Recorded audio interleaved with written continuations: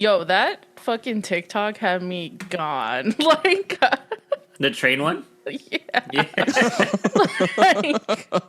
The fact that he said, like, what a marvelous loco or whatever, or another marvelous loco. He's like, this is such a treat. Yeah.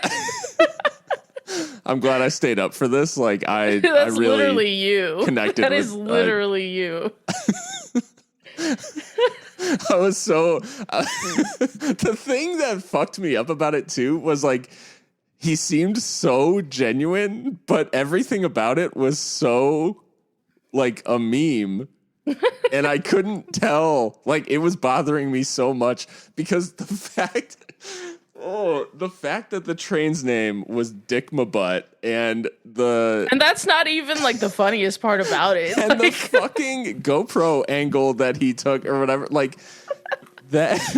Looking like Ed from Ed, Ed, and Eddie. Yeah. Yes. As he's like, I've got to get around, or I've got to get round, I've got to get round. And the way he's moving, the way, like every single And then fucking thing. he's like, making these weird fucking noises. The whole time I'm thinking like, wow, this is hilarious. This is such a good joke or whatever. But you like throughout it, there's no indication that he's joking. Like there's no, he doesn't break not one fucking time. And like, how did he actually find a train at like 2 a.m. at Brighton Station called Dick My Butt? I didn't know trains had names. I mean, that sounds like some extremely UK shit, if we're honest. It does, yeah. It's like Her Majesty's locomotive, like Dick My Butt or whatever.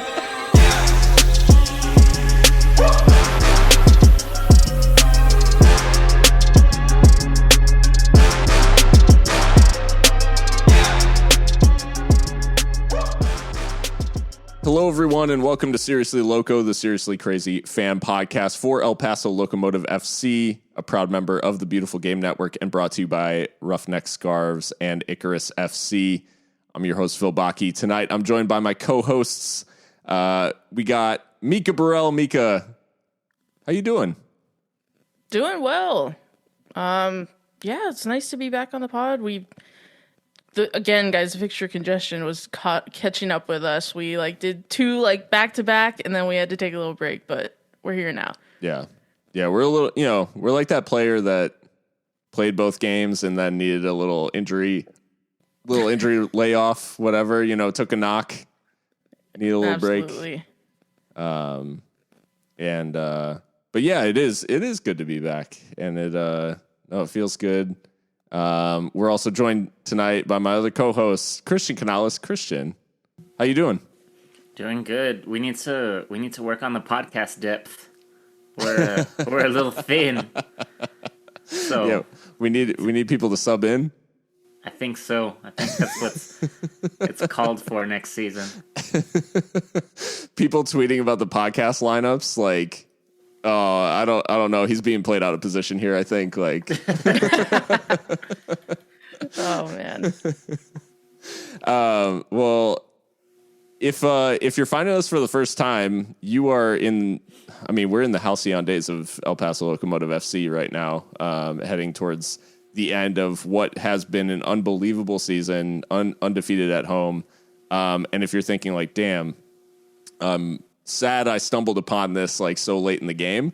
Fear not. You can follow along at Seriously Loco on Twitter, and then you can find our podcast on all the major podcast platforms. And the good news is we're not going anywhere. So next season, through the playoffs and into next season, you'll find us right here. So you've really found us just in time. So hopefully you enjoyed the episode, and subscribe, follow, whatever the case may be on your podcast platform of choice, and get every episode straight to your devices. So with that out of the way, Christian, since you're here, we've got we need to kick things off with one of Christian's questions. So what do you got for us tonight? I've been watching lately. Got into a little bit of a movie watching binge. And so it led me to thinking, I was an aspiring actor in high school. I was in theater for a little bit, and so it got me to thinking, would you rather be an extra in an Oscar-winning movie or a lead in, like, a total flop, like, worst movie in the history of cinema?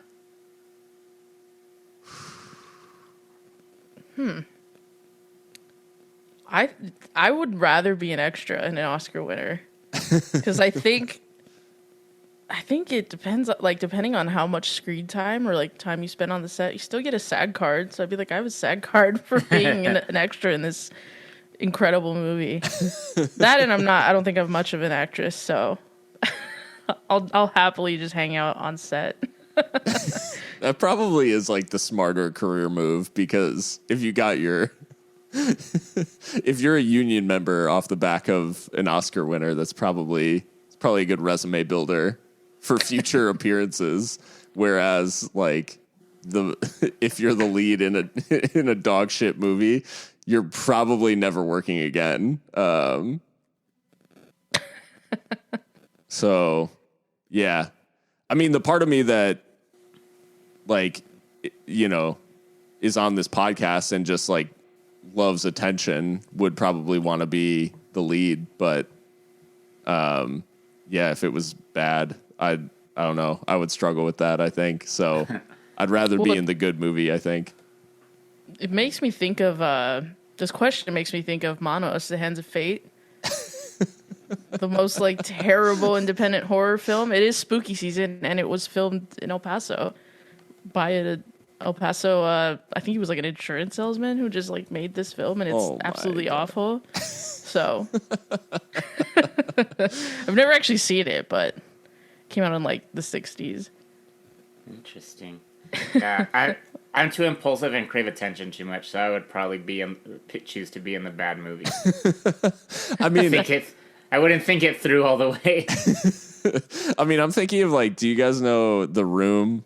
Like, like, just all-time bad movie. Tommy Wiseau has made, like, a weird name for himself. Yeah. So it's like, I mean, if you market yourself right, you play your cards right. Yeah. I mean, it could turn out okay for you, like, regardless. I don't know.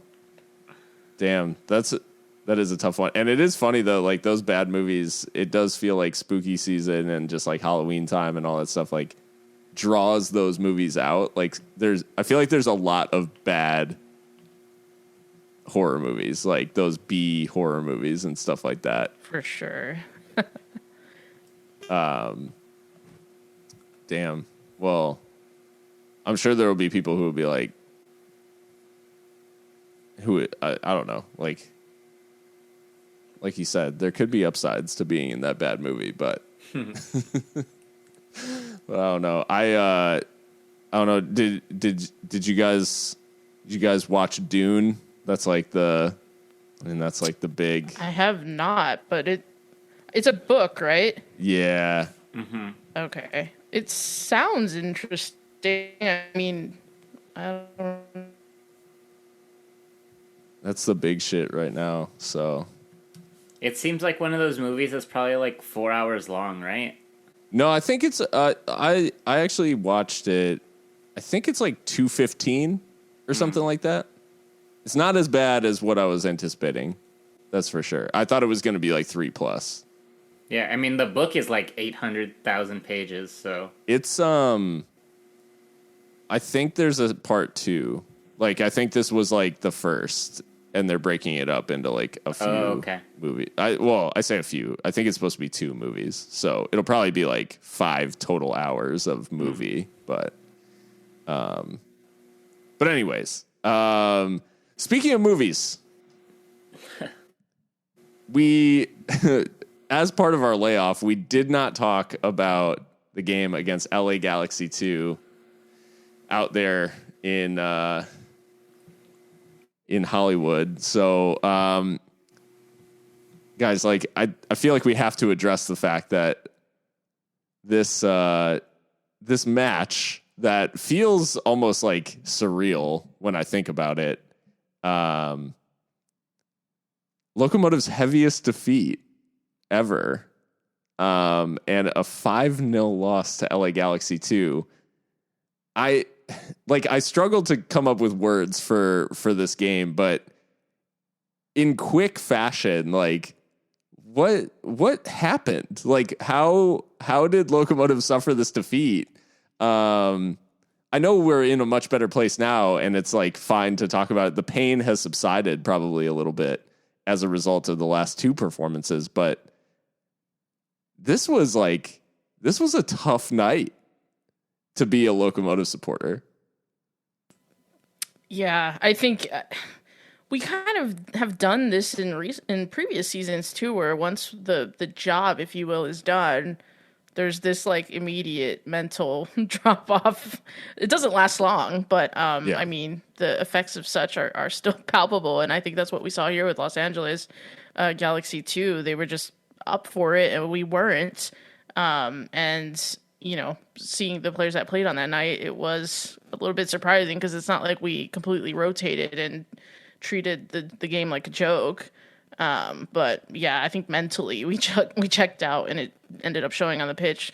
Also, some extremely uncharacteristic goalkeeping, it has to be said. I think at least 3 of those were thrown into our own net. I'm sorry to say, but yeah, I mean, it's certainly an anomaly, as you put on the outline so cleverly. But yeah, we just have to move on. One of those freak results, a historic one, but not in a good way. But we've bounced back admirably, it has to be said. Yeah, I think like Christian, that's kind of the story, right? Is like this was potentially really, really bad, and it seems like, not discounting it completely, but it seems like Lokomotiv have responded in the right way. And Derek, friend of the show and Lokomotiv staff member, had also pointed out on Twitter that, when we lost against RGV at the beginning of the season, we went off for 10 undefeated after that. Then we lost to San Antonio in that heart, and we went off for 9 undefeated after that. So, this is a team that, we're not perfect, by far. We can definitely be caught out on a bad day, but they don't linger on that for too long, and I think that's just a testament to, the culture that they've built in the locker room. And I think it's also, kind of the double-edged sword is that we have a very veteran team. We're an older team. And I think that while that can bring its disadvantages, I think our ability to recover and handle those kinds of really shocking results, I think that that's something positive that comes from that.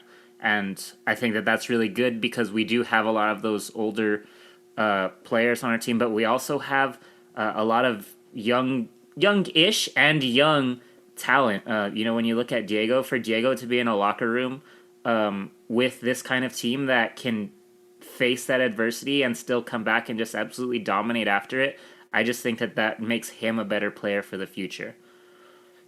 Yeah, I think the response has definitely redefine this result in many ways. And as you said, like if Lokomotiv goes on any sort of run like they did after the last 2 losses, where, as you said, not 10 wins or 10 undefeated in after the first loss and 9 undefeated after the second, if they go on any type of run like that, that means we're lifting the trophy at the end of the season, because that many undefeated from here means silverware. So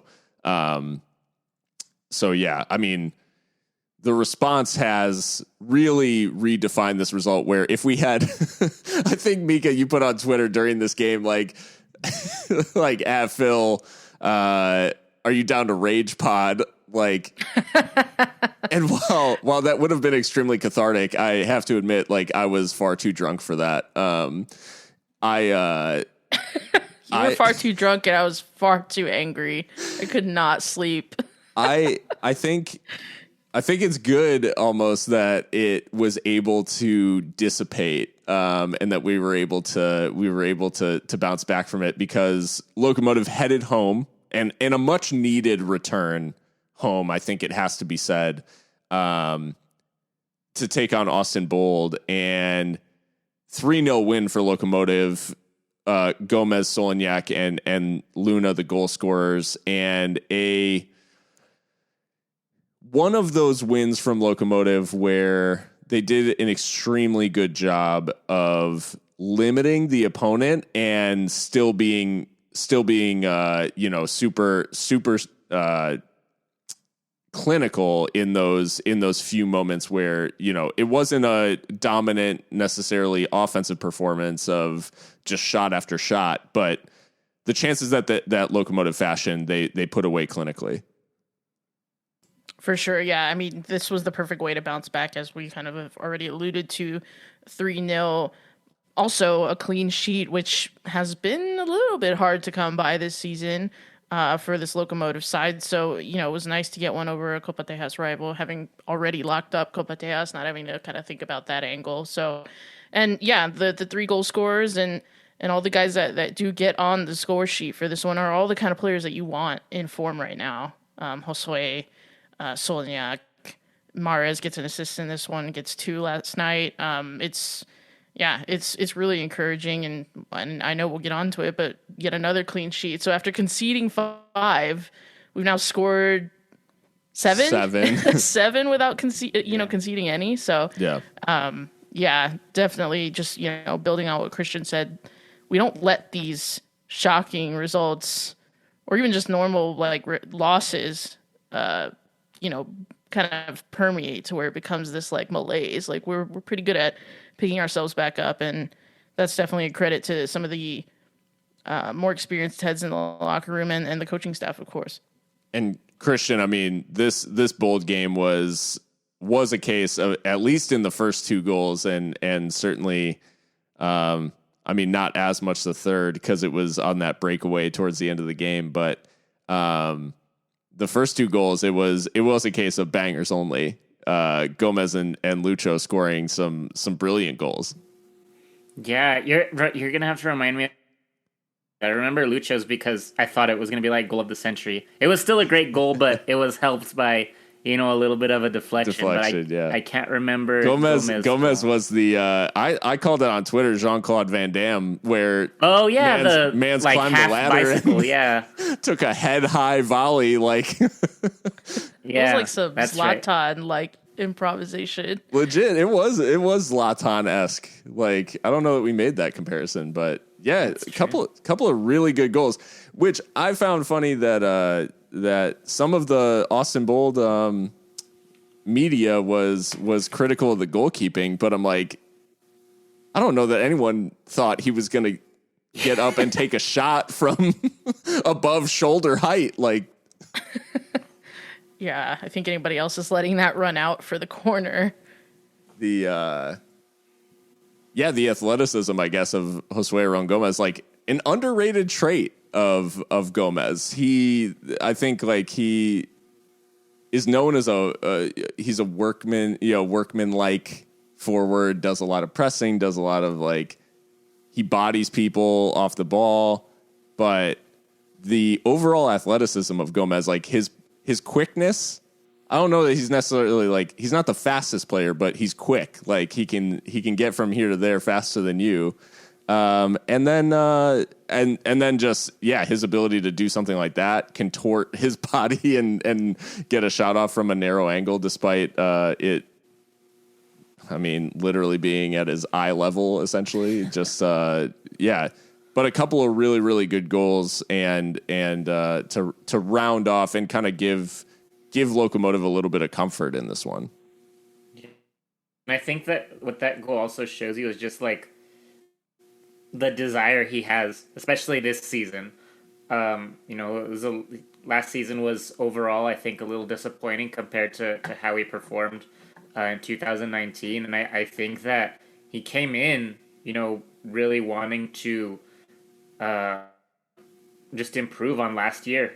We obviously, there were less games that we played, but I think I think that his numbers just weren't what someone of his quality should have. He was doing other things, that don't come up on a stat sheet, but as we've said before, as a forward, your job is to score goals, and I think we'll certainly be talking Gomez a bit more as we move into this game against OKC Energy. Mika, I mean, we had a little bit of extra to this one, given the fact that OKC come to El Paso for the first time since the inaugural match. Their first time in El Paso since that fateful 3-1 loss on opening night. So this, like, without getting too intense about a result that ultimately was about the quality of Locomotive asserting itself, I guess, how much does the 4-0 versus that 3-1 on opening night just show the progression of this Locomotive side from what we saw, starting out in that inaugural season? Yeah, it's incredible how much has changed in such a short time. I mean, I remember us sitting here speaking about what to expect from OKC Energy and, worrying and wringing our hands about Deshaun Brown and, all these talented players that they had and do have at the, still, and not knowing at all what to expect from our guys, having had to just kind of learn about them on the fly as they got announced over the weeks leading up to that first match. But yeah, what a difference a couple years makes, right? It really can't be overstated what Mark Lowry and this club have done in 3 seasons. I mean, they've built a serial winner in such a short time, and expectations are at an all-time high for good reason. But yeah, it was, with that history though, coming into this game, I still didn't know really what to think because we've never beaten them before last night. Right. So I think it was nice to kind of get that unfortunate stat out of the way. Because, when we went to go visit them, I think it was a draw. 1-1. Right. 1-1. Yeah. So And I think it was an own goal too. We didn't even score. Wow. So they had to do us a favor. Yeah. Okay. Yeah. So to give you an idea, I'm looking at that match right now. To give you an idea what kind of match that was for us, Logan was man of the match. Oh, it was one of those. Yeah. Okay.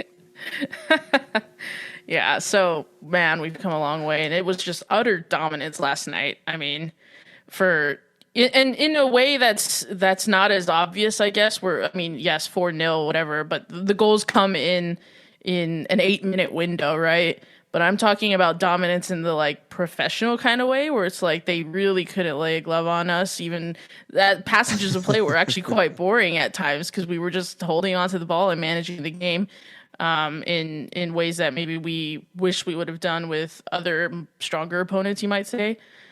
So yeah, just very professional. Again, has to be said that the boys have really brushed off that LA Galaxy 2 anomaly and just gone about their business.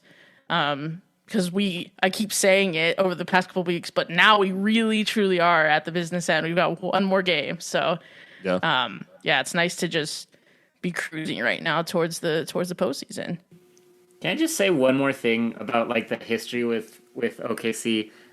Looking at that first match now, and just this lineup is throwing me. We started with Brahim as a right back. Remember when that was a thing? Mm-hmm. Mishak and Chiro, may he rest in peace. I'm just kidding. Damn. It's just the name we haven't heard in a long time. Yeah.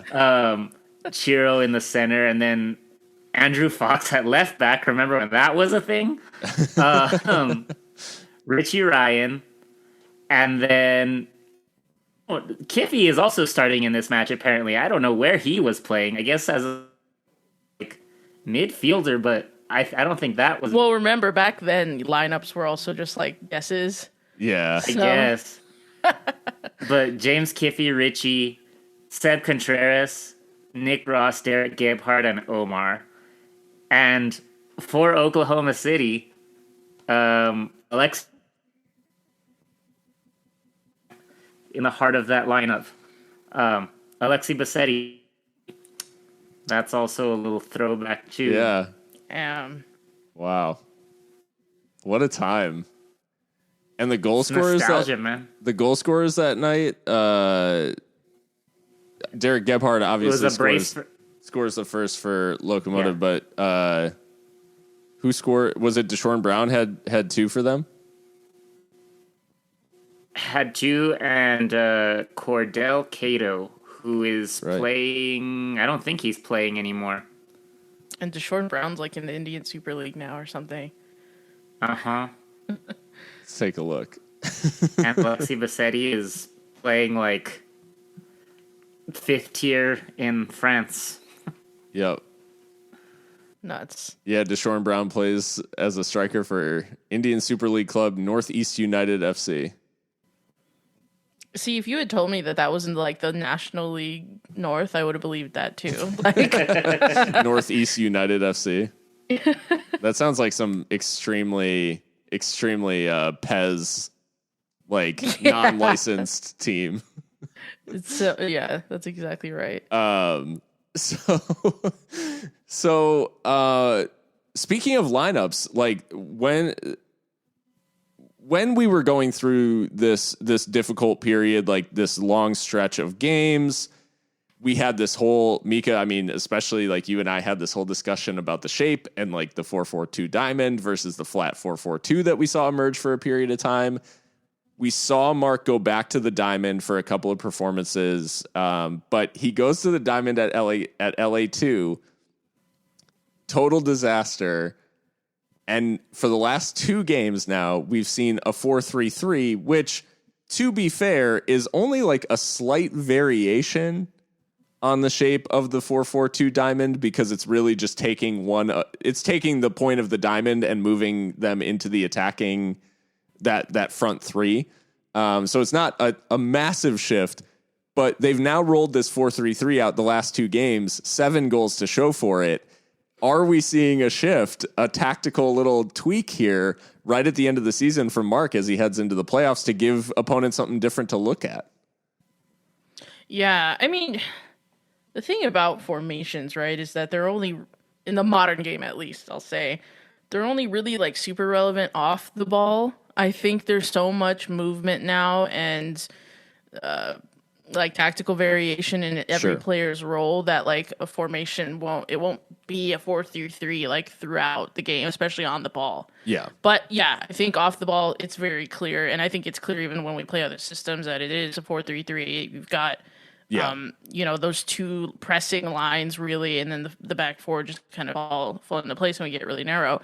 But yeah, I like the tweak because, again, like you said, it's ostensibly still the diamond when it wants to be, when those front 3 can really interchange. And I mean, I know you like to make the reference, Phil, but it really is like Liverpool-esque, right? Like the front 3 are really, I mean, Salah and Mane or Jota, whoever's playing, are not going to like super like interchange a lot, but they do have that engine in the middle, Firmino, and we have 3 players who can do that job to press and also play make. So I mean, the influence is clear when you see how Locomotive set up. And yeah, I like this 4-3-3. I much prefer it to the 4-4-2, to be fair.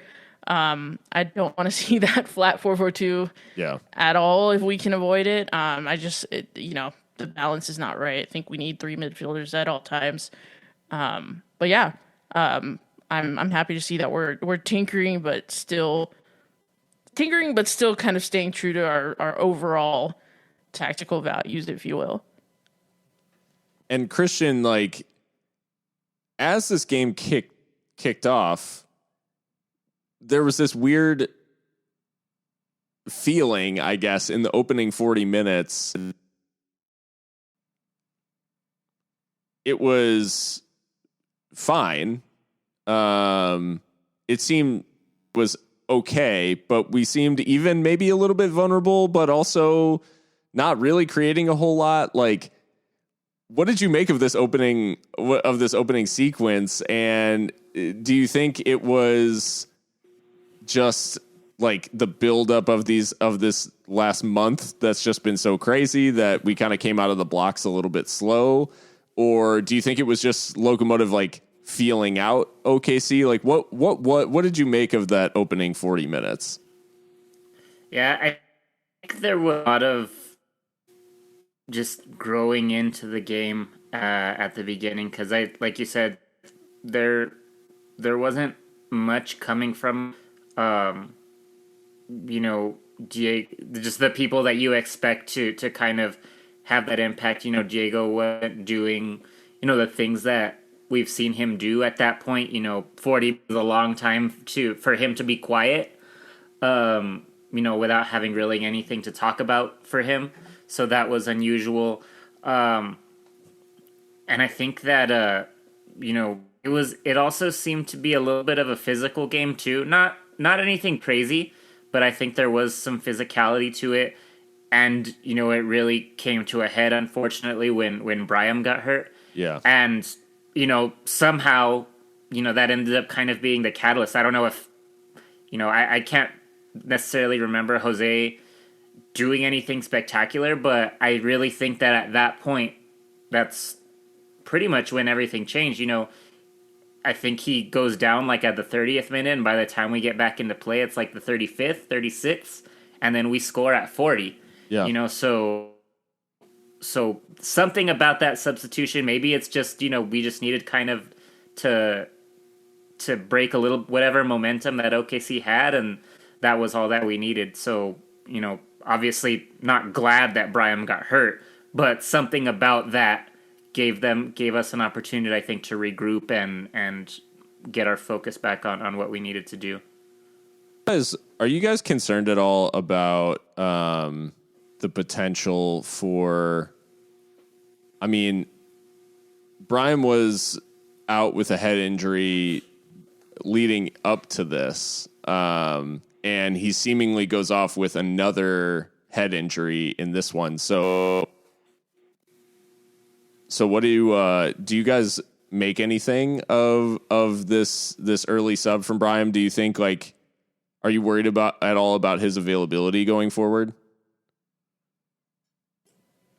Yeah, it's always worrying when you see a player go down like that, and he was down for a long time, and the stretcher came out. The ambulance was kind of like hovering a little bit outside the Santa Fe gate.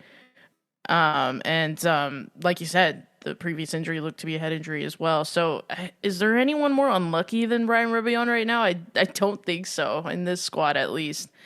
So yeah, I mean, it's always a concern. Obviously, when it comes to things like that, I mean, it's one thing to have like an ankle, a knee, whatever, hamstring. Not that those things aren't serious, but I mean, a head injury, that's one of those things where I'm not even thinking necessarily about his availability and what he can bring to the squad, but just about his health, like long term, because that's scary stuff, right? And he's still a relatively young guy, and with plenty of years that I'm sure he still wants to play, hopefully for us. But it's I can't even really tell you what happened on the collision, and from what we could gather in the stadium, which wasn't much, it was just that he kind of an opponent fell like awkwardly on him when they were challenging in the box. But I don't know if they gave you any more insight on the broadcast, Phil. No, they couldn't really. I mean, there was like a little bit of a collision. It didn't look as serious as what, like, there's those obvious moments of heads clashing or that sort of thing that can be like tough to watch and are there's no prizes for guessing like why someone's hurt, sort of thing. This didn't seem to be quite as like hard of a contact, so that was the only thing that was like slightly it's those sort of moments where it was like, it was kind of away from the action, so there wasn't like a great picture of it either, but either way, it's definitely a little bit concerning, I think, just when someone starts to rack up head injuries like you said, like for their health, more so than for their availability, just, more generally, like, are they going to continue? But yeah, the Brahim injury, as you said, Christian, it's not long after he's substituted, and it was Aguinaga, right, who came on for him. So yeah, Jose comes on, and just a few minutes later, it was, Christian, that front three, really, that link up between Mahrez to Luna to Gomez, that leads to that first goal, and Josue Aron Gomez with another really good finish. This time he chips the onrushing keeper, and gets Locomotive going on this crazy 8 minutes that they're about to embark on. Yeah, and I mean, I was so upset. I got up to go to the concession stand like right after that goal, and the attendance at this game was just so ridiculous that I missed all three other goals, and God. I didn't. Not that anything happened, but like I missed all of like halftime. Like I wasn't in my seat through all of halftime, and I got back like 2 minutes into the second half. So, oh my God. I missed a good portion of the match. I watched a good portion of the match from the monitors on the concourse. Holy crap. Because from the first goal going in until the end of halftime would have been like 23 minutes.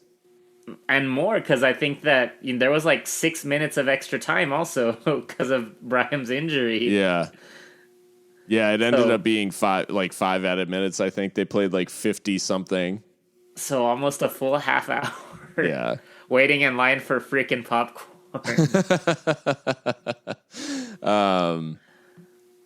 Yeah, so Gomez, this first goal, like, this first goal for me is the type of thing that, or it's, Mika, like the type of goal that Aron, he's gotten into a lot of these positions over the last, 2 seasons.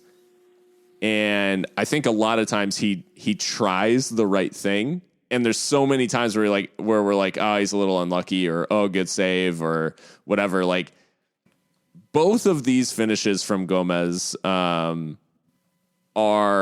things that we've seen him try over the last 2 seasons, and in this match, they come off for him.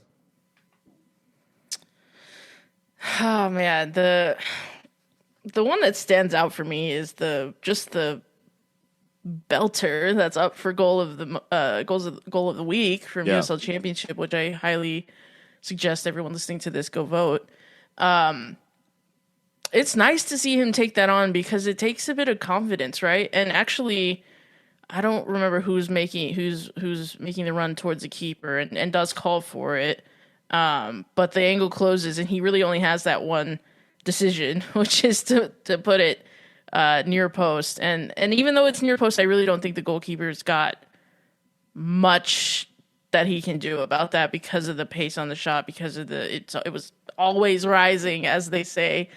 So I'm just happy to see Josue taking those kind of chances. Because as we know, and as we harp on often, he's a confidence player. Yeah. So yeah, I like to see things that he's tried in the past coming off for once, and it's never been a question of ability. I think it's just pure confidence and belief in his ability, and execution. And yeah, both goals are excellent. He's scored some like ridiculous ones lately, and he's just on a tear at the time that we need him to be on a tear, to be fair. So, but the belter, just individual brilliance, honestly.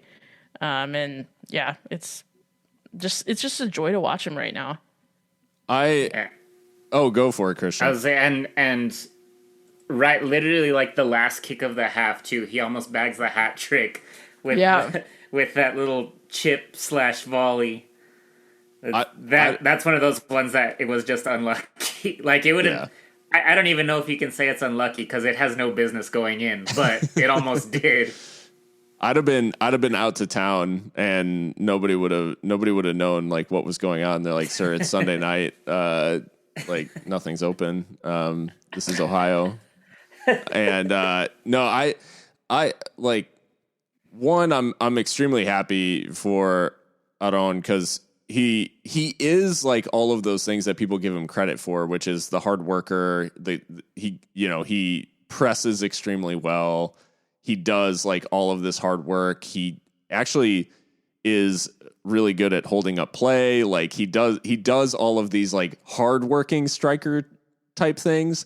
But I think the thing that gets lost quite often, and obviously like given the just tough way that last season ended, there was this sentiment that like, oh, he's just like not a good finisher.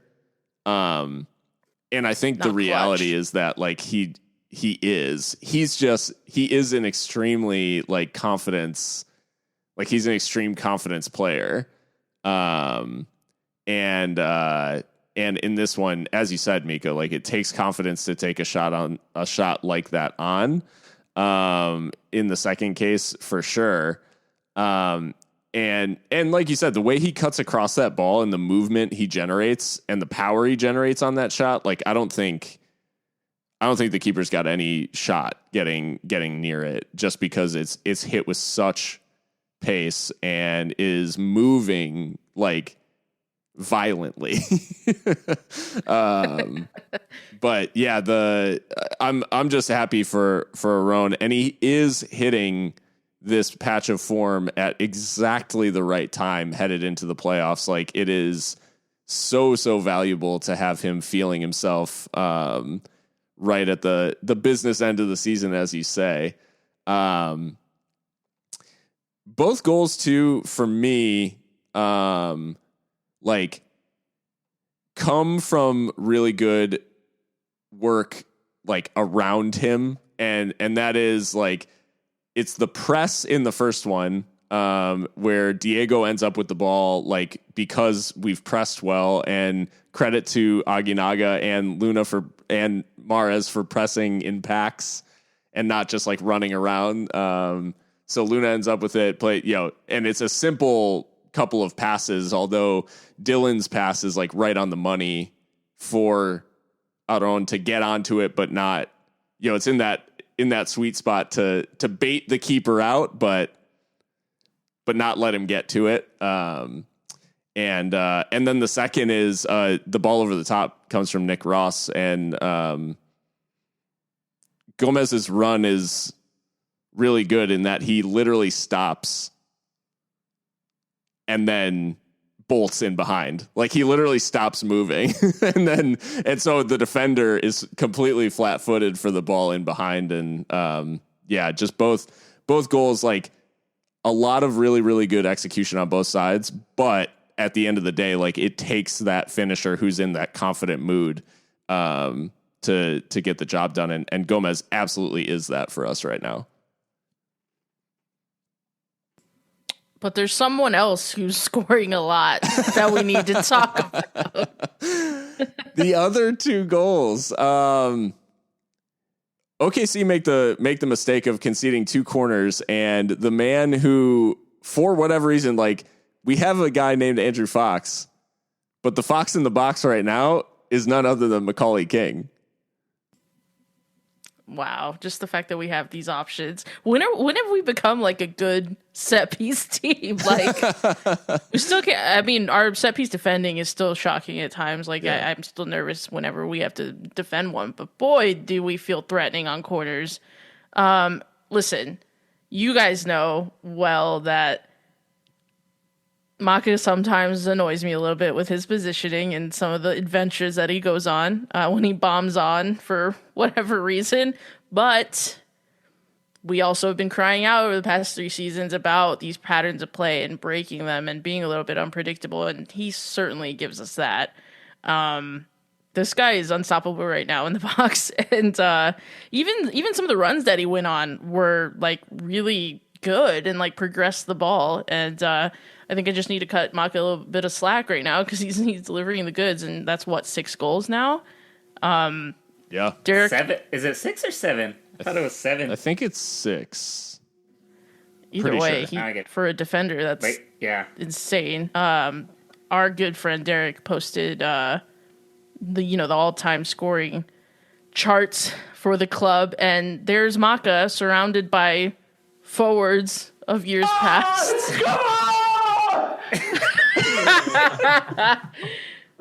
He's a madman. He wants everyone to know. I mean, Mark hauled him off because he was like, "No way, the mood you're in, you're getting sent off. Like, we need to nip this in the bud." The mad lad. Absolute mad lad. Oh man. Fair fucks to him though. Yeah, Christian. I mean, we could have probably put out an entire compilation of us talking about being dangerous from set pieces from the first 2 seasons, and Maka Kings led the charge in terms of these set piece goals, and with the brace, like, kind of encompasses, like, these 4 goals are really in 8 minutes, like, demonstrated Lokomotiv's variations of threat. Yeah, definitely. And both his goals come from set pieces, right? Yeah, both from corners. Yeah, so I mean, that alone is just a sign of how we've progressed, from season 1, and then just the, I don't think it's even right to say that the other 2 goals were indicative of this season, because I think sometimes we still get frustrated with how we like to slow things down, and we get this attack, but it goes to show, and I obviously Mark knows more than all of us combined about what's going on out there, but I think that I just hope that seeing the way these goals come just from straight aggression, there's no hold-up play in Aron's 2 goals. Mm-hmm. It's get the ball and counterattack, and you run at the goal, and you don't turn around, you don't pass laterally, it's all forward. So just the more we see of that, I think the better. There's plenty of reasons to love Maka's second. But one, we know that Dylan has a wand of a right foot and can deliver a set piece, on a dime. The thing that's always kind of been lacking in terms of our set piece conversions and those sorts of things has typically been that end product, somebody getting on the end of it, creating the space in the box. The way that Lokomotiv actually attacked that second goal, and the way Maka ghosts in, like, he actually gets in front of his man, who is, I mean, at least 6 or 7 inches taller than him. And Maka's not a small guy. Like, that dude, I can't remember his name, from OKC. He's fucking huge, that dude. But he kind of goes past him, and I think we are seeing, and we have seen this season, Lokomotiv's patterns on these set pieces are creating us more chances, and Maka runs right onto the end of that one, and then makes for home plate with Sans shirt. That celebration was something else. I think we have to. Well, first I want to talk about Dylan, because I think he said something really interesting in the press conference, the one that Maka so rudely interrupted with beer. But he said that, and I'm paraphrasing, and I encourage everyone to go watch it, but he basically, not so many words, said that the continuity and knowing that he'd be picked consistently, and especially picked to take set pieces, has helped his form. And I think it's hard to argue with that. 2 assists on the night. He's been in fine fettle ever since, to be fair, since Seba Velasquez kind of got sidelined. He's been that guy again that we know he could be. And I mean, hey, he has to be the guy, I guess, to perform. And I mean, can't really hate on it. So yeah, 2 assists for Dylan Mars, including, both of these Maka goals. For the second goal, I mean, I don't know what OKC's thinking here. Like, how do you get done twice in the same way by the same guy? Like, come on. I don't know if it's like a folly of coaching or what, but like, you can't let that happen again. They were just stunned into submission by the just rapid succession of goals. And yeah, I guess Maka was really feeling it. And I mean, the yellow card comes out, and rightfully so. But fair play to him. Man was on a tear. An absolute They tear. can gain momentum. We've seen.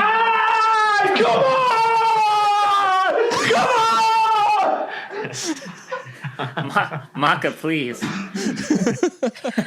It didn't feel right if I wasn't interrupting you. Like if I was just playing it. That's the theme, right? Like I had interrupting Maka. Like That's the new knock knock joke.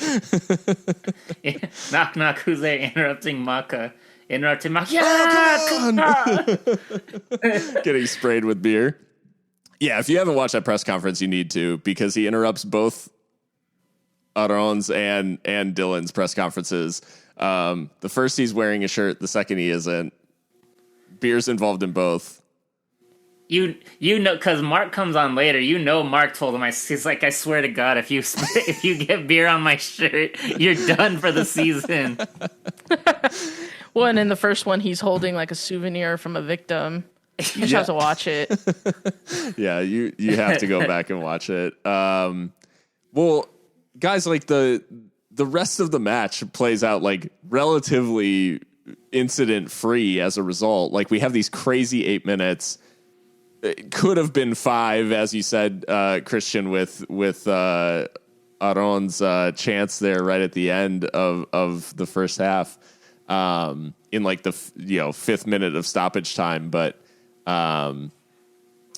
yeah, the rest of the match being incident free and us seeing out this like 4-0 with a clean sheet at home, all of these things, making it relatively like smooth sailing the rest of the game, that felt important kind of in and of itself, like not letting the game get away from us or not like letting any complacency creep in. Like we really smothered OKC like for the remainder of proceedings.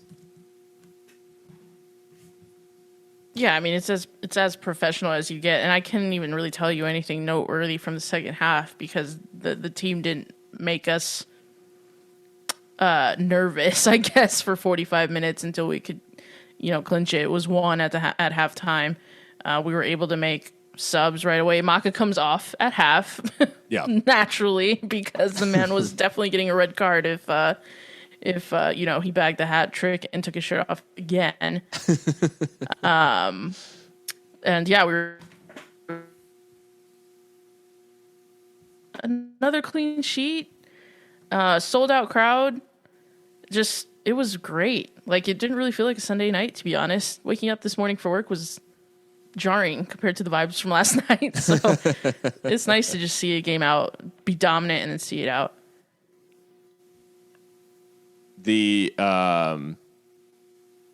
Well, that brings us to the end of proceedings for OKC. We'll take a quick break. We've got some like news to talk, some listener questions, and then we'll look ahead to the regular season finale against RGV. Welcome back to Seriously Loco, guys. We had some rumblings out there in Loco Land regarding one Diego Luna. And there were some rumors floating around about like his future availability, and maybe there were some announcements on the horizon, and maybe it would impact his playoffs for us. But we were able to dig a little bit and get some answers about about Diego and Mika. I mean, you got to the bottom of it, so I'll let you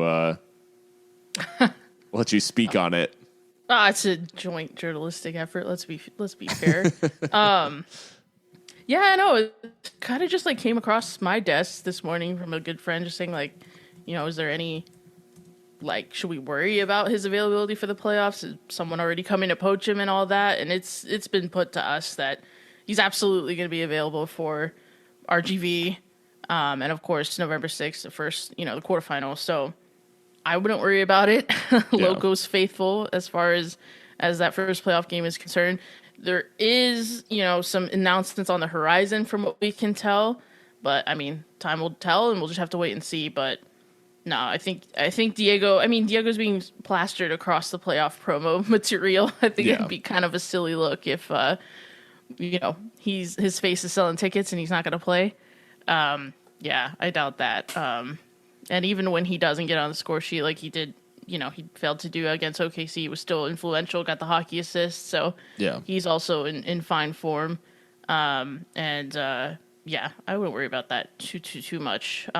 Definitely, a lot of people are looking at him, let's be fair, but I think we're good for now. The upside is that, like, one, the clubs confirm that it's protected its investment in terms of, like, he's on a multi-year deal, which means if anybody does want him before the end of it, then they're going to have to pony up.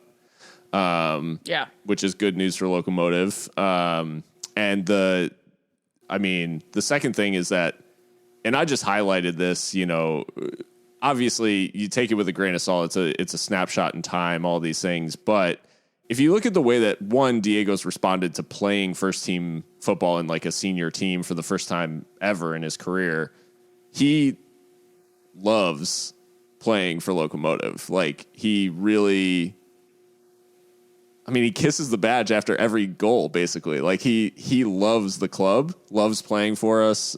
Just, I think he feeds off of the crowds. Like, and, it's probably, well, it is, I think. It's a sign, like, of there's those players who are really talented at lower levels and youth levels and all those things. But once they get put into a spotlight or under a microscope or in front of fans, like, they shrivel a little bit. And Diego is, like, absolutely not that player. He thrives in the spotlight, like, loves playing in front of crowds. Like, almost, it seems like he feeds off of the energy. And so I think any concerns that, like, he's looking for the exit door or something like that, like, I just don't think that's the case. I think if the right opportunity were to come, like, to where he wouldn't be able to turn it down, that's certainly, something that we all know that day will come. Like, he's a huge talent, and he will likely go on to do things at a much higher level than USL Championship. But for right now, and in the middle of the playoff push, all these things, like, I wouldn't be super concerned about the fact that he's, like, looking to move on. I think, like, this is exactly the right place for him in his career at this very moment, and finishing out the season and, having a rampant run in the playoffs is only going to add eyes and add value to what he's doing. So, ultimately, I think it's a win-win for him to stick around. Some of, like, what was said in terms of, like, we know he'll be available for November 6th. I think, like, some of it is a little bit of, like, hedging bets, because you don't want to say, like, oh, he'll be available through the whole playoffs and then we lose in the first round. And right. And we're looking like, like, he'll be in the final, and then we're like, we're left looking a fool. So like, the club, the team has to be in the final, to be fair. So right, like, we got to win the games. Like, I know we have, in the past 2 seasons in terms of, like, reaching the Western Conference Finals, but it's not a given. Like, it's a 1-game playoff. So I can certainly understand some of the language there in terms of being like, well, he'll be available for November 6th. It's like, yeah, in the playoffs, we're taking it 1 game at a time. So I think the bottom line is, like, we don't need to worry too much. But yeah, as Mika said, maybe some exciting news on the horizon. I guess we'll see what that actually entails and what it means for Diego personally. But yeah, luckily for the time being, Loco fans can rest easy knowing that he'll be turning out for the team. Christian, the other big story that broke today, is a weird one in that it inadvertently kind of affected you because it just so happened to involve your alma mater. But UTEP football plays UTSA on November 6th on that Saturday, where Locomotive would be hosting a playoff game. And the game time was going to be an afternoon game between UTSA and UTEP, two programs that are performing really well, for those who aren't paying attention to college football at the moment. And it's not necessarily a given that these programs are good. UTSA is actually ranked in the top 25. And so there's all kinds of stories now breaking about the fact that UTEP's game time was changed to 8:15, an 8:15 p.m. kickoff, which puts it in direct conflict with the El Paso Locomotive game. And it was moved to be on national TV, the UTEP game. So as at Ariola Patrick asked on Twitter, stories about playoff kickoff time changes for folks who want to take in both loco and minor games. True, or and also what are your thoughts about the kickoff time change and trying to engage in, well, for most El Pasoans, UTEP, but in your case, your alma mater potentially, and take in the Locomotive playoff game as well. Yeah, somehow I've got like my toes in all three pools here. Paul Scholes has entered the chat. I was not sure if you would say it. I was not sure if you would say it. Oh man. No. Fernie is just fuming right now listening to this. I'm sorry I had to. But it's a tough situation. Like there are arguments to be had like all the way around. Yes, Locomotive are in the playoffs. It is a playoff match. So in that regard, the stakes are higher for the match. But also, like, this is probably as much of like a marquee matchup that El Paso is going to get here in the city for UTEP football wise. We're not getting Notre Dame to come to the Sun Bowl. We're not going to get Michigan to come to the Sun Bowl. So a nationally ranked Texas school that is not UT being here is as big as it gets, for UTEP at the Sun Bowl. So I can definitely see arguments all around, and it's a tough situation to put the city in. So it's hard. I don't feel like there is a right answer as to what should one do on November 6th. And it sucks being at ultimately UTEP football, especially like being selected for an ESPN2 slot, on a Saturday night, like they're ultimately at the, beck and call of the broadcaster. Like it doesn't really, UTEP doesn't have much say in the decision.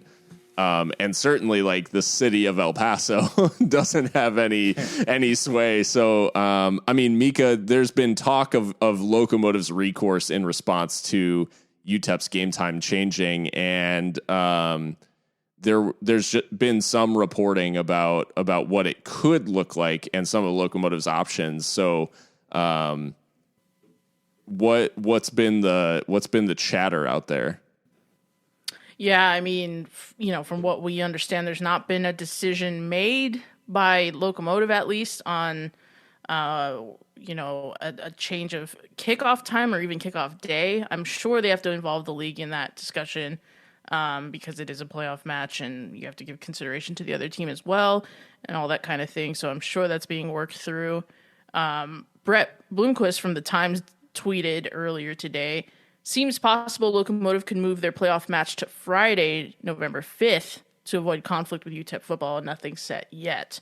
So, I mean, we're all just kind of twiddling our thumbs and waiting to see what happens. I think Friday is the sweet spot. If we want to make sure that the game is still an occasion and all that kind of thing, where we're playing at a prime time at night, not on a work night where people have to go to school and work the next day and all that kind of thing. So, I mean, that at least seems like a possibility, but nothing as of right now, as of recording, changed. And even tried to ask a ticket rep who was trying to sell us some tickets earlier today, and they didn't know either. So, I guess we'll just wait and see. I can certainly understand the logic in trying to change it because you want maximum attendance if at all possible. And I think the boys deserve, a primetime slot. It is a playoff match. It is a game of consequence. And, to be fair, like UTEP's game is a regular season game. It is a huge occasion, and UTEP is doing really well, and so is UTSA, obviously. So, and their roots are deep in the city of El Paso, whereas Locomotives are getting there, but not quite as deep, right? So I certainly understand the confliction for some. Yeah. But whatever Locomotive decides, if they decide anything, if USL decides anything, I'll certainly be there covering the game for you all. So I know the tough thing for me in those scenarios where Locomotive is playing on the night that a UTEP game is going on is that like local media is obviously, we are like serving, the hardcores, like the fans who are just super intense, but most people are like their only interaction with Locomotive primarily is going to be through local media. And the thing that gets really disheartening about being a Locomotive fan, and I get why, like, I want to be very clear. Like, I understand that UTEP is, like, for many years was El Paso sports. Like, it was the only thing going in town for decades. Like, the longest time, like it was the only like marquee thing going on. So I 100% get it when a Locomotive match and a UTEP game like overlap. I 100% get that local media is going to prioritize UTEP because those roots are so deep and all those things. But like, it's really tough in these moments to accept, like, as a diehard Locomotive fan and as like one of the hardcores, it's tough to accept that, like, it's like, no, this is a playoffs. Like, this, like, there is nothing bigger than this going on right now. And from like a practical standpoint, an objective standpoint, like UTEP season will not end if they lose to UTSA. Like that, the same can't be said for Locomotive and their opponents, in that game. But I also, at the same time, like understand the dynamic of what's going on. I think the tough thing and the dilemma that ultimately like local media faces is they have to choose one if they're, if they're kicking off at the same time, like they can't be in two places at once. And ultimately local media will choose UTEP in that scenario. So I think for Locomotive, the practical decision here is to move the kickoff to Friday night and keep it a night game, keep it like, as you said, a primetime occasion, not some like Sunday middle of the day, like matinee fucking whatever. Like, I just always think of the Mother's Day Derby. Y'all remember that shit? When we hosted New Mexico United on Mother's Day. And I know it happened, but I don't remember the details. I literally had to be like, Mom, we're having brunch at like 6 in the morning. Like, no, I'm not, obviously not. But yeah, What a crazy schedule that shit was first season where we played on Easter Sunday and Mother's Day. Like, what the fuck was going And on. shout out Eighth Notch because they still came out with the TIFO. So Yeah. and that's just it, right? To your point, Phil, the diehards, like, doesn't matter to us, but Yeah. practically speaking, the vast majority of people buying tickets and affecting the gate receipts are, more casual fans. So Yeah. So, I think the practical move is Friday night, and I'm hoping that there will be some resolution soon. I'd rather them get out ahead of it a little bit, but tough for Locomotive in that they have, they do have to move like, a game that their whole season hinges on, a win in that game, and we do have to move it for a college football regular season game, which I know I'm missing I'm dodging a lot of context when I say that, but I just, yeah. this is a partisan podcast if you haven't been able to tell by now. Yeah. I'm going to keep it fair here, guys. I have to try and keep it level. Yeah. But I'm outnumbered, obviously. Oh no, it's all good. Yeah, you're well, UTSA, like, I don't know. I'm just thinking like a couple of years ago, Army was beating up on you guys, so you've come a long way. So guys, on to some listener questions. I mean, we conceivably should talk about RGV at some point, but understandably so, Locomotive fans' minds are on the playoffs. And the first question comes from at Twisted Beto. Can you game out how we can get home field advantage in the playoffs? And Christian, Mika, not a whole lot to game, in that we need help from Tacoma Defiance. I'm going to let Christian go with the permutations because this is his area of expertise. No, this is really as simple as it gets. Luckily, first place in the West between the two divisions is really only between two teams. El Paso is clear in the Western Division, in the Mountain Division, and Phoenix is clear in the Pacific Division. So it's between two teams with one game left, and it's really as simple as we need Phoenix to pick up 0 points. They have 66 right now. We have 64. So we need Phoenix to pick up 0 points, and we need a win. So it's that simple. If Phoenix pick up a draw and we win and we're at 67, Phoenix has the significant goal differential edge. We'd have to beat... who are we playing? RGV. They have to beat RGV by 9 goals. And I don't think that's happening. So... Or Phoenix lose by a significant margin to Tacoma. Yeah, Phoenix lose by 9 to Tacoma. So I don't think either of those situations are happening. So, it's just the one. It's just the one. There's only what does Doctor Strange say in Infinity War? It's like there was 6 million possible outcomes or whatever. Yeah, this is the only one where we win. Or yeah. So that's it. We win and Phoenix loses, and that gives us home field advantage, and that's all there is to it. Yeah. And it kind of continues like that into the playoffs, because the bottom line is if Phoenix get knocked out at any point, then whoever they played, like, we would basically gain their advantage from. So the moral of the story from here on out is anybody but Phoenix. Like, that's the that's the moral all the way through, so that we maintain home field.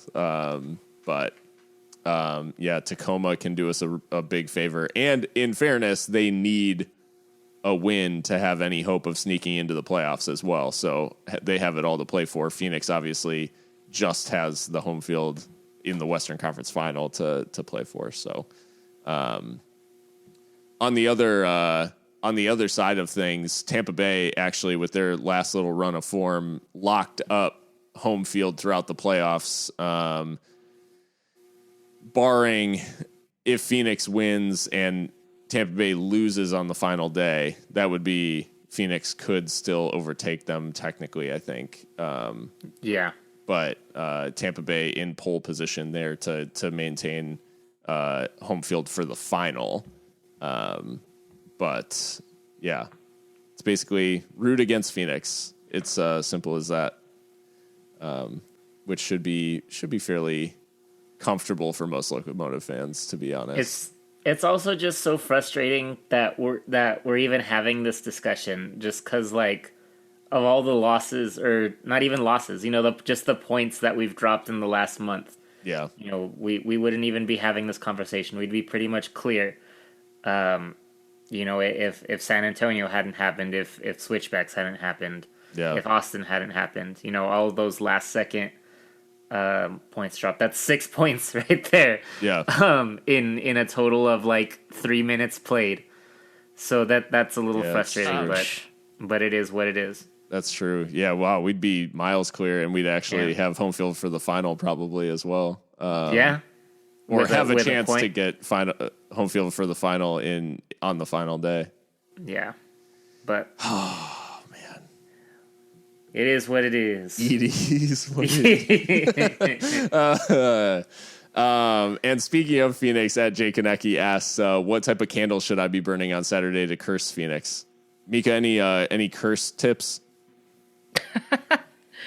We don't speak of the curse on this podcast.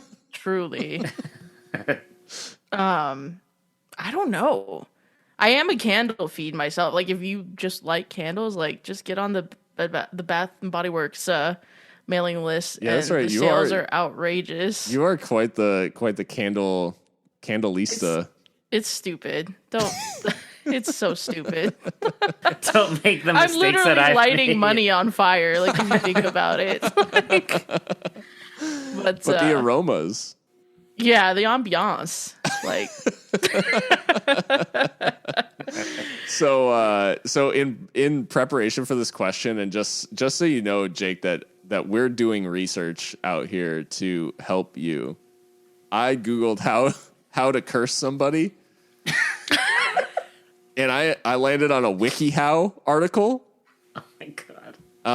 I won't go into the details, but here are the broad strokes. Here are the steps. So step 1, you got to prepare for the curse. So you got to be aware of the possible outcomes. Know that it could come back on you. Consider forgiving and moving on, which in Phoenix's case, we've considered it and we've declined. Set your intention and protect yourself. So you'll need like an amulet or a protection spell of some kind for that. Which is a whole other WikiHow article. Then you're gonna put together your curse jar, where you basically I'll gloss over this, but it's basically a voodoo doll with a bunch of nails in it, and in a jar. Maybe some poisonous plants. Maybe some thorns, maybe some vinegar, witchy type stuff. Just kind of like put that in there. I have Newt. And then you're going to seal that with wax, shake it up, and then put it in a dark place. So if you have like a phoenix type bird that you could put into the curse jar, that would probably work best. And then you hide the jar in a dark place, and then 10 years from now, your house will be turned into the start of a horror movie. So, incredible. The Conjuring. Was this a WikiHow or a WiccaHow? Like, Oh no! So, anyways, that's just a little help for any of you who are trying to curse people or cast spells or something. So, Do we have to have a disclaimer now? Otherwise, people are gonna do this shit and blame us when their dishes start flying out of the cabinet. and if anybody follows the Wiccan religion, I meant no offense. yeah, of course. I am.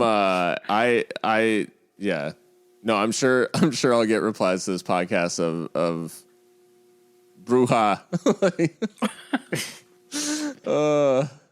So close. But no, that's the type of thing you should be considering. Although it is they really go heavily on like you should not try to curse people. Like that You should is try like, to do everything but this. Yeah, like you should be forgiving and just not curse people. But in Phoenix's case, as we said, we're past that. So RGV guys, I mean, it's going to be our fourth time coming up against them. Obviously, we've already got the Copa Teos wrapped up. We've got our playoff spot wrapped up, division title, all of those things. RGV, on the other hand, they have still 2 games to go. So they have the game against us, and then they play Real Monarchs in their final game of the season. So in theory, I know there are some people who are concerned about our neighbors to the north making the playoffs off the back of us beating RGV. But with that game in hand, RGV can still overtake New Mexico United as long as New Mexico loses on their final game if they lose to Monarchs. Well, and we know Monarchs do like to play spoiler at times, so that's not, completely outside the realm of possibility. And actually, I think Monarchs host. Do they host? I don't know if they host or go on the road, but I think the Monarchs game is before our game. So. Oh yeah, it's actually. Oh crap! It's Wednesday. Yeah. So yeah, RGV may actually leapfrog United going into the final day if they can beat Monarchs in Utah. Yeah, and then we go on the road there, and obviously, we don't play well in Edinburgh. So I mean, I'm not saying we're gonna throw the game, but we might actually just not get a good result. We have 2 losses there. We've not. It's literally one of the worst places that we've gone. Yeah, and RGV have picked it up recently. I mean, it's still patchy for them. They had a torrid time in August. I think they only won once that whole month. They've been picking up results here and there. Faced New Mexico 3 times in the past 5 games. So I'm sure they'll be happy to see the back of them and maybe even deny them a playoff spot, which would be hilarious.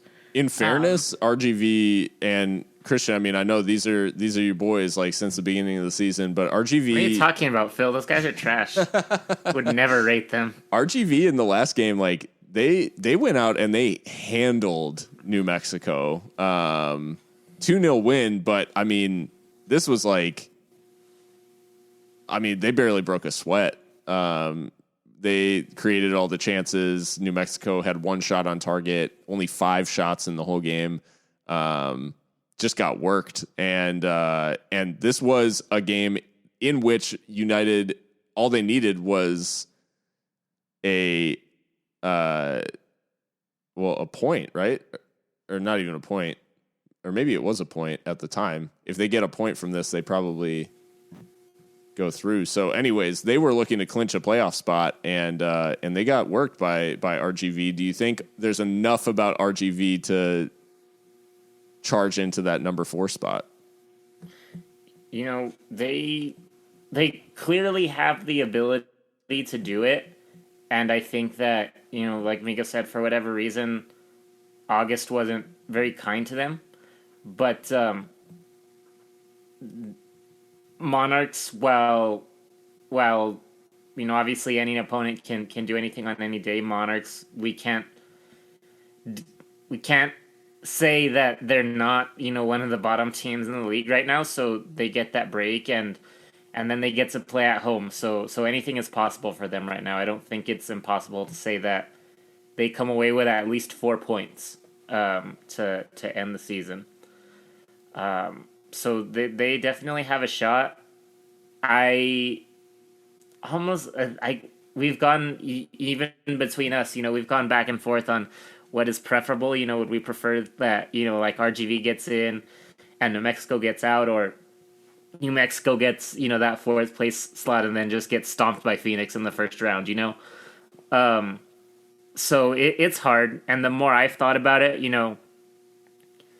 for whatever reason, New Mexico has managed to be kind of the team that Phoenix hasn't really been able to conquer. Sure. So they may do us a favor. They might do New Mexico might do us a favor if they get in and be the team to, to knock Phoenix out.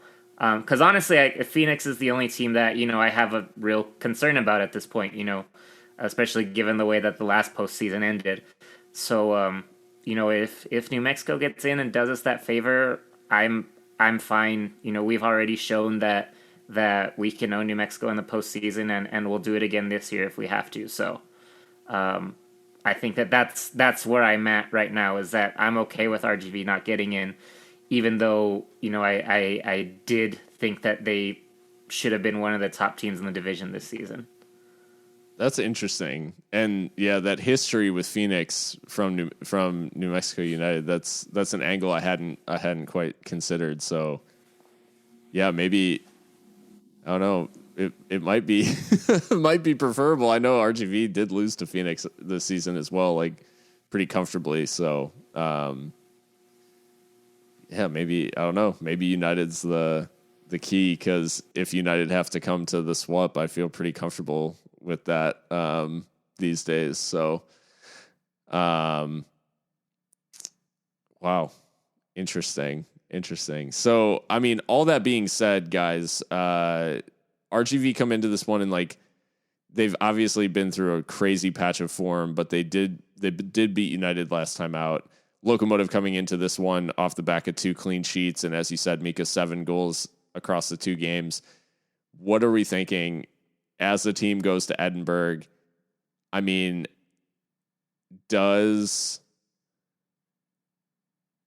some of these away performances and some of the away like lineups and some of the shapes, all this stuff have been a little bit strange. Do you think Locomotive switch the script in Edinburgh and grab a win? Or, I mean, do you think Locomotive are probably more concerned about getting into the playoffs healthy? I have to say the latter, actually. I think it was important for morale and mentality, and also for the fans to bounce back from Los Angeles, what went on there. But I think everyone's back on side enough that we could maybe forgive like a less than stellar result on the road, very last game of the season. Not saying they're going to throw the game or anything like that, but I wouldn't be too shocked if we really rotate heavily, actually, and let a lot of the younger guys travel. Brooklyn Reigns made his home debut. We didn't even get to touch on that, so maybe that was setting him up for a role in Edinburgh, to get more touches. I think I'd be shocked if we start Diego Luna. I think he needs a little bit of a rest. And yeah, maybe we even see Logan take a seat. I don't know. I wouldn't be too upset with it if we come out with something really rotated and just try to come away with something acceptable. But yeah, I think now the priority is health, and we got to be a little bit more practical. Yeah, I don't know. I'm starting to feel that way. Like, we have this chance to maybe snatch home field like on the final day, and a win going into the playoffs like feels like it carries a lot of weight, but it almost felt in a lot of ways like the team saw the last home game as kind of the last game of the regular season, if that, like, it's not looking past RGV by any stretch of the imagination, although I mean it kind of is, like, because the RGV game is only consequential if Phoenix loses, which is a big if against Tacoma. And we won't know because I think we kick off at like the same time, or they kick off an hour after us, actually. So yeah, so we almost can't know at all. Yeah, it's just a strange one, because I will obviously not be thrilled going into the playoffs with a loss, but I mean, we typically aren't very good the last day of the season. So well, that's what I was looking at, which isn't necessarily true, because season 1, yeah, we lost to Los Dos 2-0, but last year we finished the season with a 4-0 battering of Monarchs. At home, though? No, away. Oh, interesting. That was, I think Saeed had a brace that game. Oh, okay. That's right. I remember that now. So it was a big game. But it was a rotated side with Saeed and Let's see. Probably Let's see if like I mean probably slightly, not completely, and I don't expect them to rotate completely in this game, but Mahrez and Gomez scored in the first half, so we definitely had them. yeah. No, it doesn't look like we rotated. The biggest I think rotation would be that well, at that point I don't even think it was rotation because Leandro started. But we didn't really have any other forwards on the team. we played Leandro, Dylan, Chapa, Brian, Aaron, Richie, Yuma, Mishak, Eder, and Maka. Yeah. Which is pretty much a starting lineup this year, when everyone's healthy. That's who we come out with the exception of Leandro. We probably put Lucho in there, but so it was the full strength squad going into the season. I don't think we were playing for anything. I don't think home field was in contention. We had already clinched the division too, so Yeah. who knows? It's hard to say what exactly is going to happen here. Well, that being said, we do need to make predictions, and we're headed into this last regular season match with our pick'em on the line. So, what do you guys think? Where are we at, Christian? We haven't updated since the last time I was on, and Oh, okay. and we haven't been making picks reliably. Yeah. Throughout the week, and we all got last time we had a prediction was the San Antonio game, and we all got it wrong. Yeah. So, I mean, we're in the same spot we were last time, and Okay. if we stick to it in the playoffs, Phil, you have a chance because I'm in first with 25, you're in second with 19, Mika with 15, and Austin with 11. So even Mika has a chance to make a jump, only being 4 behind and you 6 behind. I'll have to really, shit the bed, for lack of a better term, but it's not impossible. So why don't you make your prediction, Mika? Let's see. I think both these teams. I mean, RGV certainly. I think will be tired having had that Wednesday fixture before they host us. So I don't expect them to explode for as many goals as they have done recently. I'm gonna go 1-1 draw with Lucho scoring. I think he may figure. He's been resting a bit, so he may figure on the road. Okay, Phil. This is a tough one.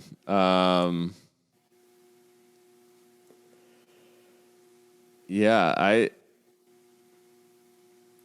I'm gonna go.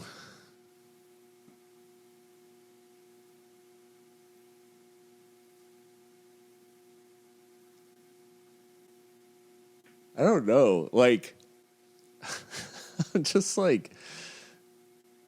Is it like legal to pick us to lose? Because I'm not saying that I think we that's 100%. unprecedented. I'm not saying that we 100% will, but I don't know. I feel like going to Edinburgh. I'm thinking of us playing like after the month that we've played. I'm thinking of us playing on that giant fucking pitch, and just like not being able to get close to anyone. But I don't know. Them playing the Wednesday before. Yeah, let's go. We'll go 2-2. The legginess. We'll say the legginess leads to like some poor defending, and some goals for the kids. I think.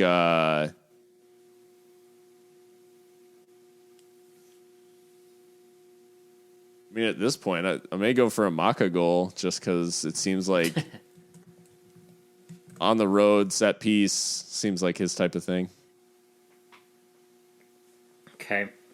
I think I'm going about as close to a loss as I'm comfortable going, and I think it's gonna be one of those games that, the 90 minutes seem to last, 180, and I think it's gonna end up being 0-0.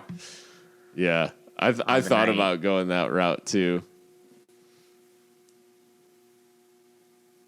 Because, I mean, like Mika said, we have a significant, amount of rest, actually, but Yeah, and maybe that's even gonna mess with us. You know, we've gotten into that rhythm of 3 days, 4 days, you have a match, and now Sure. we get almost a whole week, 2 whole weeks. It was 10 since the last game before Sunday, 10 days before the last game. Or no, it wasn't. Sorry. I don't think so. So yeah, this is the longest stretch of rest we've had in a long time. So Yeah, I think that might throw us for a loop too. absolutely. 0-0. Well, yeah, we have a little bit of time before the game on Saturday. It's kind of crazy. Just one of those weird. We, like you said, I mean, the players for sure, but I think we too kind of got in this rhythm of midweek game, weekend game, midweek game, weekend game. Like it was on and on and on. And now, yeah, we've got a little bit of a break, but yeah, Locomotive in the Valley on Saturday, and then who knows what? I guess we'll wait to hear what the playoff game looks like, but we'll likely have a regular season wrap up, hopefully a little playoff preview once we know our opponents and all of those things, and we'll be able to break those things down for you headed into the postseason right here on Seriously Loco. As I said at the top of the episode, you can find us on all the major podcast platforms, and please, follow, like, subscribe, all of those things. And you can find us on Twitter at Seriously Loco. Go ahead and drop us a follow. We do like all kinds of different stuff. Sometimes there's ticket giveaways and all those kinds of cool things. So be sure to follow and keep an eye out for any sort of content over there. And we will probably talk to you guys right after the RGV game. But until then, stay loco.